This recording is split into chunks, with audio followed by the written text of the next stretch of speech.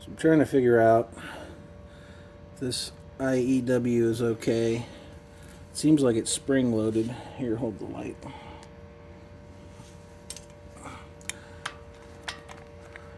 Moves quite a bit, but doesn't really seem like much of an issue.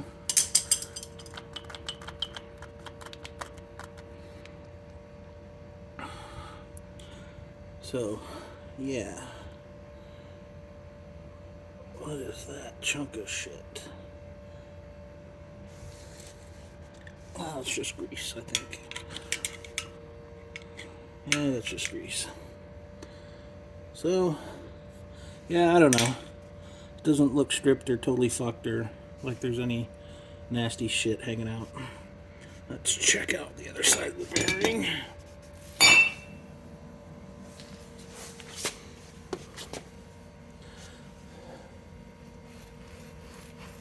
Yeah, that feels like shit.